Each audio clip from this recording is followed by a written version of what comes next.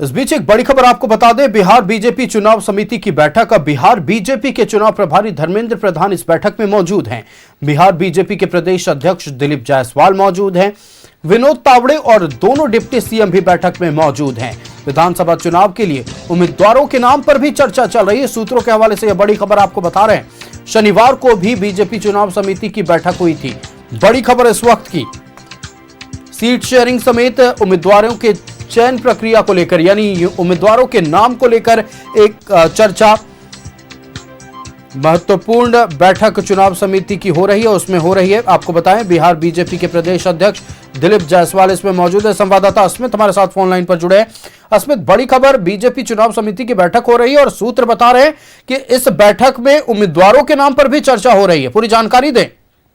बिल्कुल, देखिए, उसी के लिए बैठक भी हो रही है आयुष, और 2 दिनों तक ये चुनाव समिति की बैठक हुई और आज आखिरी दिन है ये, जब बिहार बीजेपी के बड़े चेहरों के साथ बिहार चुनाव के प्रभारी धर्मेंद्र प्रधान, इसके साथ साथ जो बिहार के प्रभारी हैं विनोद तावड़े, उनके नेतृत्व में ये बैठक चल रही है। बिहार के दोनों डिप्टी सीएम मौजूद हैं और इस बैठक में लगभग लिस्ट फाइनल हो रहा है कि आखिर कौन से उम्मीदवार को बीजेपी कहां से उतारने वाली है। और इस लिस्ट में फाइनल मुहर के लिए बैठक बुलाई गई थी। बैठक जैसे ही खत्म होगा, इस पूरे लिस्ट को दिल्ली के लिए भेजा जाएगा। दिल्ली में इस पर फाइनल मुहर लगेगी। जब अमित शाह, जेपी नड्डा वहां पर इस लिस्ट को देखेंगे, उसके बाद जो है यहाँ पर बीजेपी प्रेस कॉन्फ्रेंस करके अपने उम्मीदवारों का ऐलान करेगी। तो चुनाव समिति की बैठक बहुत महत्वपूर्ण थी। इस बैठक में देखिए, जो सीटें 2020 के चुनाव में बीजेपी हार गई थी, उन सीटों पर भी मंथन हो रहा है कि आखिर उन सीटों को कैसे अपने पास एक बार फिर से लाया जाए, कैसे जीता जाए उस सीट को।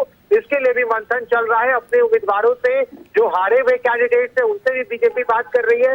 इसके साथ साथ जो ग्राउंड की रियलिटी है, ग्राउंड की क्या फीडबैक रही है इस 5 सालों में, उसका भी मंथन चल रहा है। तो लगभग फाइनल लिस्ट तैयार हो रहा है और उसके बाद अंतिम मुहर दिल्ली से लगना है इसमें। उसके बाद घोषणा भी हो जाना है उम्मीदवार कहां से लड़ेंगे। बिल्कुल, अंतिम मुहर दिल्ली में लगना है। अस्मित, आपका हमारे साथ जुड़ने के लिए और तमाम जानकारियां साझा करने के लिए बहुत धन्यवाद।